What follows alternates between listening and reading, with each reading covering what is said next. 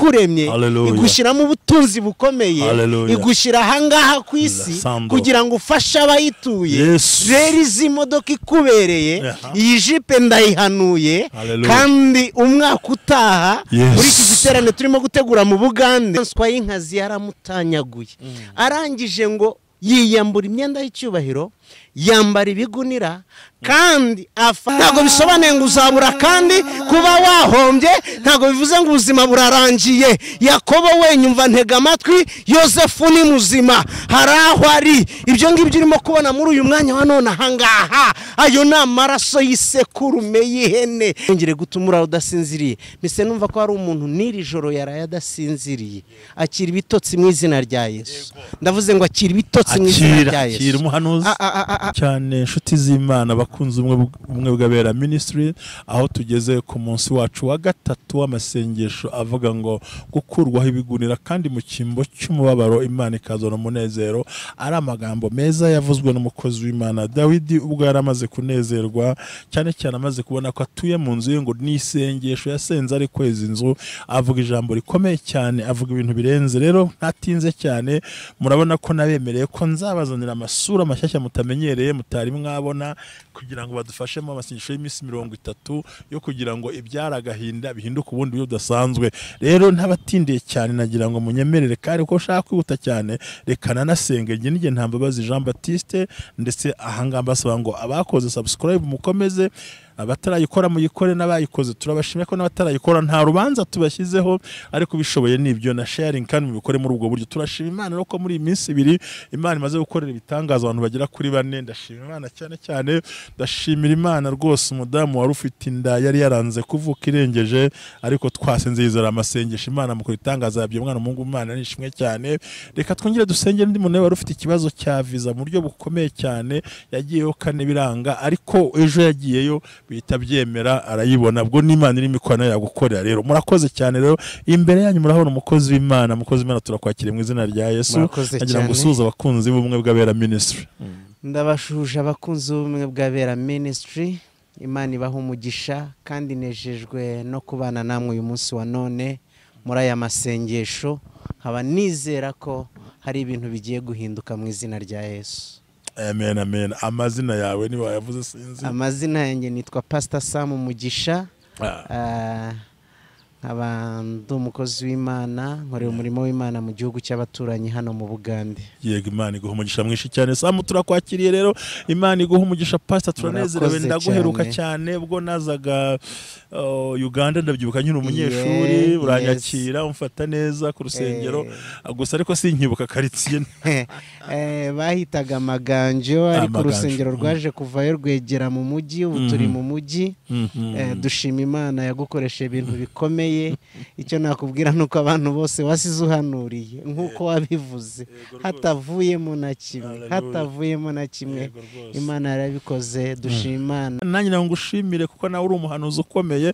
Niyo mpamvu abantu mukurikiranye ubumwe bw'abera ministry uyu munsi nabazaniye abahanuzi bakomeye. Hari n'undi mugiye kubona mu kanya, n'abantu bagiye gukora ibiremereye kandi Imana igiye ikoresha. Nanjye ndakwibuka ko umuntu wagiye usengera kenshi cyane ho duhura, nanjye ibyo wampanuriye byose gera kuri 3 Imana yarabikoze. Hallelujah. Imana izampa inzu nyirimo. Hallelujah. Imana ishimwe cyane. Ngira ko umwana wanjye azaziga shuri ryiza uyu munsi aririmo. Imana ihabwa icyubahiro. Wanampanuriye imodoka nayo nyifite mu minsi yashize, ariko ubu ntihari kandi si ikibazo ugiye no kwitahari. Ubundi reka tubanze duhanura indi, ariko nziza ko ntabwo nashagiriye. Reka tubanze duhanura indi kuko uri umukozi w'Imana wakoreye Imana, wafashije abantu benshi, abantu bakira agakiza, abantu barabohoka, abantu barakira.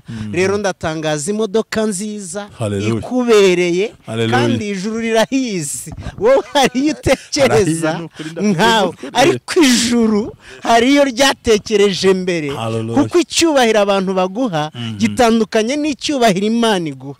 Imana iguha icyubahiro cyinshi kuko niyo yakuremye, igushyiramo ubutunzi bukomeye, igushyira ahangaha ku isi kugira ngo ufashe abayituye. Rero izi modoka ikubereye, iyi jipe ndayihanuye kandi umwaka utaha muri iki giterane turimo gutegura mu Bugande, mbabare ntuzakoresha indege, uzaza n'iyi jipe mu izina rya Yesu. murabyumva mwese rero ko Imana ibikoze rwose ariko ubundi uhisiwere kubundi byo kugenda n'imodoka nabikuye ngenda n'indege rwose njyewe ndabisabye kugira ngo bimenyekane yego Imana yabikoze n'aba bantu n'iritoro ryo mu Bugande bongere bamenye imirimo y'Imana bongere babone Imana ivuga igasohoza ndabigusabye uzayizemo wowe umwana azagutwara buhoro yitonze umubyeyi mukuru rwose iby'indege sikure tuzabije mu butaha murakoze rero murabyumvise mwese abakurikiranye ubumwe bw'abera ministry kwa kundi mbazanira abantu beza afite amagambo y'Imana meza asobanutse ubuhanuzi ndabwakirije ipenda yakire kandi ndabikwemereye nzayizamo nzayizamo indege ndabiretse nzayizamo ari nayo mpamvu nayo igiterane Uganda muri iyi minsi gisa nk'igisubizwe kumbi yagira ngo integurire icyo ngiye ubwa mbere impano igasohora ndabyakire mu izina rya Yesu Imana ihabwa icyubahiro cyane ikindi wigeze kunsengera ko Imana izankiza indwara n'Imana yankijije indwara rero buriya Imana iguha umugisha nkuzi ibyo bintu bine kwakira abashyitsi gukunda abakozi b'Imana no kubaka abantu b'Imana kandi ubwo nagusuraga nubwo nabonaga Imana izakora ibiremereye amen kandi yarabikoze amen burya wa mwana turamufite wasize hano uyu mwana w'umuhungu turamufite mwiza haleluya sinzi njyewe ndumva nashaka kuvuga ibintu byinshi kuko uribuka ko njya kumenya hari n'ahandi wari wakoresheje igiterane cy'icyumweru mu munara wa mugabo yes ndibuka ibintu Imana yagukoresheje kuko njya kugutumira bwa mbere nuko nari mbonye imirimo y'Imana yari gukoresheje ndibuka umuntu wari ukize abadayimoni bari baramufashe baramubujije ishuri arakira ubu ngubu ngira ngo azagraduating umwaka utaha donc n'ibintu amashimwe ni menshi turashima Imana ni nayo mpamvu abantu bakurikiye ubumwe bw'abera nagira mbabwire ko uyu mugabo Imana ibashyize imbere ku bumwe bw'abera nukuri yahamagawe n'Imana nta kumushidikanyaho kandi Imana iramukoresheje kandi yabanye nawe cyagihe niri kumwe nawe nizagumana nawe nagira ngo icyo mukora mwizere Imana mwizere n'abahanuzi bayo hanyuma ubundi mutegereze muyemerere ikore iki ni igihe cy'Imana Imana iguha umugisha cyane urakoze cyane byose dushobozwa na Kristo duha imbaraga ndanezerewe kuko niba ko twakoze umuntu icyo gihe kandi Imana ikora ibikomeye kandi kuko ndaneze ko ndabyibuka cyane ndabyibuka rero bakozi b'Imana mudukurikiye mwese abo muri Amerika bakiryamye muri Canada bari Burayi Australia reka nsuhuza abiwacu bari za Mozambique Namibia reka mbwe na Zambia ngo Imana irabakunda ariko abari Kigali by'umwihariko n'abari Kayonza kandi dusuje n'itorero rya Ushumbye Imana ibahumugisha Uganda kuko abagande n'Abaganda badukurikira cyane umwe bw'abera n'uruhimbi rwiza kandi wakoze kuza mu butumire kugira ngo anyamavuta rero muri kino turi mu kwezi kwitwa gukurwaho ibigunira nagira ngo iryo jambo turisome umukozi w'Imana Silas nawe ari hafi buriya yarinda ibi atari impereza nta kibazo Silas inshuti yanjye nkunda cyane mu kanya namubona nawe hangaha Silas iryo jambo dukomeza umurimo w'Imana abakunzi b'ubumwe bw'abera basanzwe bamuzi baramuzi ari nk'umunyamakuru ujya umbaza ariko uyu munsi nawe arahanura uriya mugabo uri kureba n'umuhanuzi Imana ishimwe nahageze ahita ambwira ibintu bikomeye cyane ni Zaburi ya 30 umurongo wa 12 n'uwa 13 bitabuze ko nawe ubonye ijambo warivuga n'uburenganzira bwawe bivuga ngo uhinduye umuborogo wanjye imbyino unyenyuruye ibigunira haleluya yanjye unyenyeje ibyishimo Imana ishimwe unyenyuruye ibigunira unyenyeje ijambo yavuze ahangaha ni Zaburi kuvuga ngo uhinduye umuborogo wanjye imbyino haleluya iri jambo tuvuge nk'amagambo nk'abiri tutagoranye cyane sibyo turiwe harimo amagambo 12 bavuga ngo uhinduye umuborogo wanjye imbyino haleluya rero hari abantu bakurikiye ubumwe bw'abera barimo baboroga baraye barira bababaye bashonje bataye akazi bahombye ariko Imana irimo iravugana nawe iki gitondo ngo ihinduye umuborogo wawe imbyino Imana ishimwe hari abantu baboroga barahari baboroga iri jambo ryumve kugira ngo nubwo gese nshaka kuvuga cyane ko shaka ruvuga uyu munsi wa none ukasengera ukabahanurira nta ngorane urumva ihinduye umuborogo wanjye imbyino nukuvuga ngo yarari maboroga ariko mu gihe akiboroga hahita hazamo imbyino kandi ibintu biboroza abantu byo byari bihari reka tuvuge ngo birahari biboroza abantu barimo baraboroga n'abihagazeho bamwe banaraye mu mazu meza bamwe banagendeye mu imodoka byiza bamwe bari ku kazi bari mu ma office kabyari bamwe bari i Burayi bari muri Canada bari Amerika bari muri Australia Belgium n'ahandi ariko ibibaboroza birahari nabyo birahari none uyu munsi ijuru rifashe icyemezo haleluya ariko mana we ariko nkunda ibyemezo by'ijuru ukuntu biza bivuguruza systeme y'isi aravuga ngo uhinduye umuborogo wanje imbyino nukuvuga ngo ndanezerewe birahari papa birahari ariko Imana ihinduye ndashaka ijambo ryumve sepi kandi muri iyi minsi Imana igiye gukora ikintu gikomeye barimwo barimwo barira barimwo bakanaguza amaso barababaye bari mu ijipa ari kaboroga yarafite abana ari kaboroga urumva gikomeye afite umugabo ariko arimo araboroga nk'abatamufite arimo nutamufite nawe ubwo afite umuborogo ariko none ikigaragara Imana ihinduye ndashaka iri pastor ndashaka ijambo ryumve Imana ihinduye umuborogo imbyino nukuvuga ngo yaborogaga ariko kubwo amavuta y'Imana kuri mu haleluya no kumara ikoresha ibitanga ndanezerewe sepa komereza aho ngaho lele kotalamandere ndanezerewe papa ndanezerewe sirasi niyo hoza gusomera ariko ndaje nanjye ngusomere nta kibazo hari ikintu wari wabwiye abantu ngo ugiye gusenga ndumva wahita usengera muri aya mavuta nkahita mbabwira Mana data wa twese horo nanjye zikome nkunda gukorera hafi kandi gakorera bufiko nkorane nabi mu izina rya Yesu umukozi warahagurutse mwami agiye kuvuga ijambo kandi ubane nawe turamwakire kumwe bw'abera ministries uhindura kuko abantu bagomba kwamburwa umuborogo bari mu mbyino y'umuborogo kandi kawanye mwami hagiye kuba imbyino zibizishimo umugisha umukozi wawe kandi umugire neza mufite tugaragara mu izina rya Yesu turakubita imbaraga biz'abadayimoni zose turasenya ibitero bya sekibi turashwanya turashwiraguza turavuma turasenya turahananura turarandura ubu byose mu izina rya Yesu umukozi umfasha bizumukabera mu izina rya Yesu nakuze umwami wacu amen komereza reka mpite nsomira ijambo uryumve mu itangiro 37 umurongo wa 31 aravuga ngo benda yakanzu ya Yosefu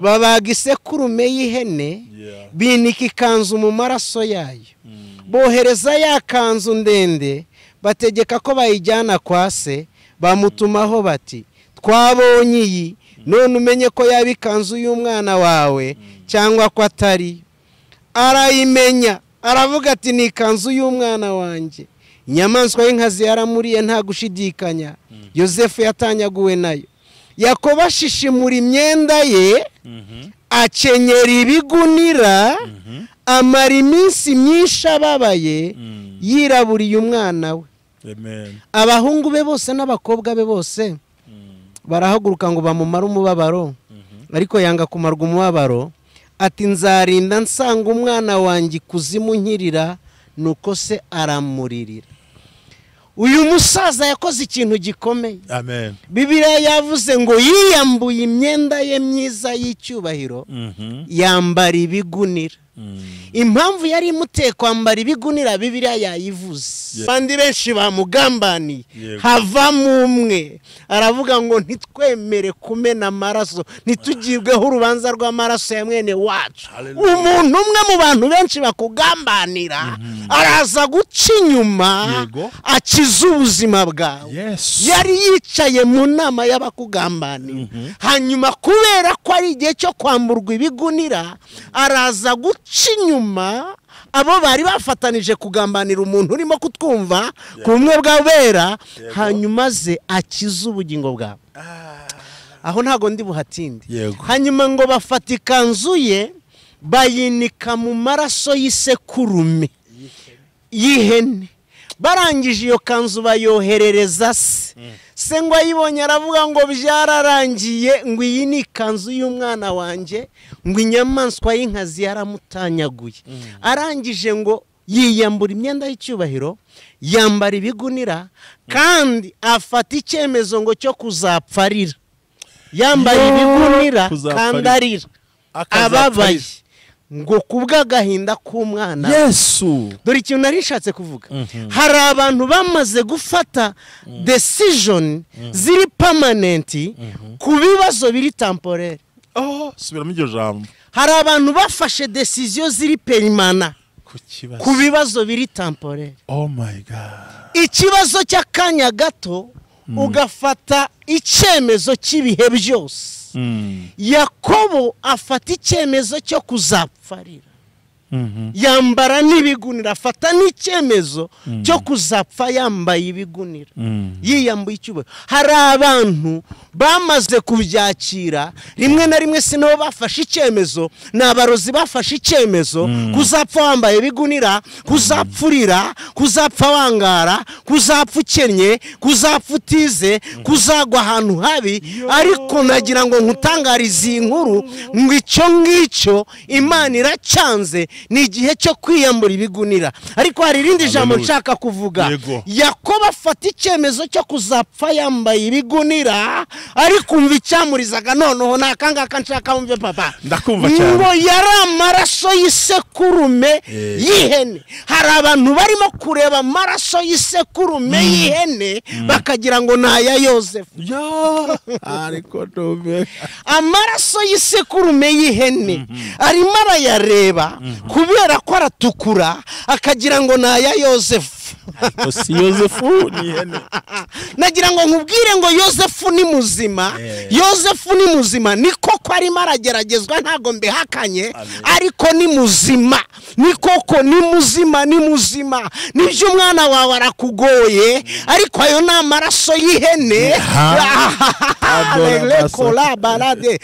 Reka mbabwire, wifata icyo cyemezo gikomeye, kuko ibyo ureba mu isi y'umubiri ntabwo ari byo biri mu isi y'umwuka. Mu isi y'umwuka hari ibindi byemezo byafashwe, mu isi y'umwuka hari izindi ngingo zamaze kwemezwa. None wowe rero wifata icyemezo ngo uvuge ngo byararangiye, ntabwo byarangiye. Umva yewe Yakobo we, ntabwo byarangiye. Yosefu ni muzima, Yosefu arahari. Kuba bakwirukanye ku kazi ntabwo bisobanuye ngo uzapfa ukennye, ntabwo bisobanuye ngo uzabura, kandi kuba wahombye ntabwo bivuze ngo ubuzima burarangiye. Yakobo we, nyumva ntega amatwi, Yosefu ni muzima, hari aho ari. Ibyo ngibyo urimo kubona muri uyu mwanya wa none ahangaha, ayo ni amaraso y'isekurume y'ihene. Ayo ndavuze ngo ni amaraso y'isekurume y'ihene. Ayo maraso ureba ntabwo ari aya Yosefu.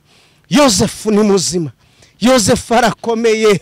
Hari ahantu yarahishwe, hari ibintu biri mu isi y'umwuka, amaso y'abantu arabihishwe. Barimo barareba ibintu biri mu isi bifatika, barimo barareba ko izuba ryacanye, barimo barareba ko ibiciro byazamutse, barimo barareba ko umushahara ari mutoya, barimo barareba amadeni bafite, ariko ayo ni amaraso y'isekurume y'ihene.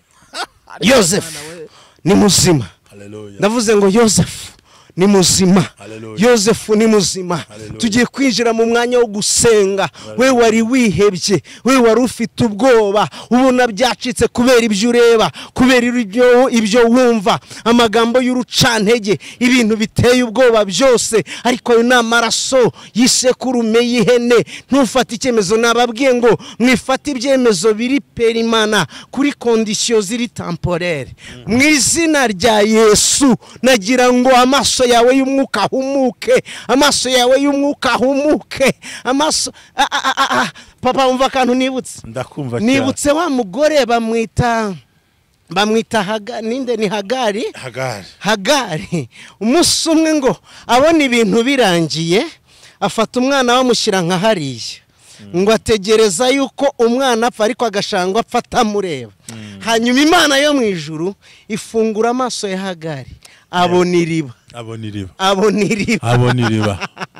Imana yo mu ijuru nifungura amaso yawe kuko igisubizo cyawe kirahari. Ntabwo urimo kukibona nonaha ariko kirahari. Muri aya masengesho y'iyi minsi amaso yawe y'umwuka agomba gukinguka, ugatangira kubona ibintu mu buryo Imana ibibonamo, ntiwongere kubona ibintu gusa nk'uko isi bivuga. Hari amakuru ari kuri interinete, hari ibintu ukora, hari za research zakozwe, ibyo ngibyo byose nibyo urimo kubona bikagutera ubwoba. Ariko Yosefu ni muzima. Amaraso y'ihene ntiyongere gutuma wiheba, ntiyongere gutuma ura udasinziriye. Mise numva ko hari umuntu n'iri joro yaraye adasinziriye. Akira ibitotsi mu izina rya Yesu. Ndavuze ngo akira ibitotsi mu izina rya Yesu. Akira umuhanuzi. Akira gusinzira. Akira amahoro yo mu mutima. Ufite intambara. Reka mvugane nawe umugabo yataye uyu munsi nibwo yagiye arakubwira ngo ntago azagaruka. Ndavuze ngo mu izina rya Yesu hari imbaraga z'Imana muri aya masengesho zikubakiye urugo rwawe. Ndashaka gutangaza wo maze imyaka ine utabyara, akira urubyaro mu izina rya Yesu. Reka mbabwire ayo ni amaraso y'isekuru. Satani ni umunyabwenge, ashobora kuzana ibintu biri aho ngaho bidafatika mu isi y'umwuka, mu kirere cy'umwuka w'Imana batanazi, akaza akabishyira imbere yawe kugira ngo akwihebeshe, kugira ngo agutere ubwoba. Ntiwihebe, komera umutima. Imana iragukunda, Imana irakuzi, imigambi yawe ni myiza ku buzima bwawe kandi ntikoze isoni. Ndumva ngira ngo mbasengere, data mu izina rya Yesu. Imana y'amahoro, Imana ivuga bikaba, yategeka bigakomera. Wahoze uri umutabazi wacu, wongera utabare bene data, tabara mushiki wanjye mu izina rya Yesu. Aba bantu bakurikiye televiziyo y'ubumwe bw'abera, ndatangaza intsinzi kuri bo, ndatangaza gutabarwa, ndatangaza gukira, ndatangaza guhembuka, ndatangaza gukomera mu izina rya Yesu Kristo. Hindura amateka yabo, hindura ubuzima bwabo, ubaganirize, ubagenderere, ubiyereke, ubasubize intege mu bugingo, kuko aribyo biguhesha icyubahiro mu izina rya Yesu. Amen. Urakoze cyane rero. Mbere yuko dusoza, Imana iguha umugisha mukozi w'Imana. Ugize ihishurwa rikomeye cyane ndabibonye. Turasenza ubanze gusengera ijambo ariko mbona ruhishura n'abantu Imana irengeye. Hanyuma rero umukozi w'Imana turagushimiye cyane kumwe gabera ministry, kandi tungera tugutumire kandi tuguwe neza cyane. Ariko hari ikintu kintunguye giye mbere yuko tuvuga. Yakobo yarazi kagiye gupfana agahinda kandi agapfa yambaye ibigunira kuko yemejwe n'amaraso y'ihene. Hari umuntu ufite urwandiko urimo uvuga, hari amagambo angezeho reka. Mbonye umuntu ufite urwandiko rumubwira ko bamusezereye akazi kagiye. Kumbi ayo ni amaraso y'isekurume y'ihene. Ariko akazi ko karahari. Naho nshaka dusoma kandi keza kandi karahari. Reka nawe urimo urahishurirwa wibiko. Reka nkubwire bihe banyirabyo. Reka nkubwire icyo kintu. Imana ibikoze kubera ko hari akazi yari yaragusezeranije, hari n'ibintu yari yarakubwiye, kandi umushahara wawe ntago washoboraga kubikora. None Imana ikujyanye ahantu nabo ubwo bagiye kukwigaho. Ndabona ahubwo umuntu agiye kugira ubuzi bubiri, kuko abazongera bamuhamagara. Akazi karahari, naho bagiye kongera bamuhamagare kandi yabonye n'akandi ajya kuri aya masaha make. N'umugabo arahari, n'akazi karahari, kandi Imana ikoze ibitangaza. Murakoze rero, niba mubyandike twongeye tumuhamagare ngo ongera ubabwire ngo bye, turasubira mu kanya nta kibazo. Uzako ndazi ko amavuta ufite n'ubuhanuzi ufite uratubipye, ariko ubutaha ndashaka nzagwa akanya karambuye ukora ibintu cyane. Ndanezerewe kandi nzagaruka nkuko babimbwiye mukiri muri aya masengesho rwose. Na iminsi 30 aya ngaya. Urakoze, Imana iguhe umugisha. Amen. Murakoze cyane.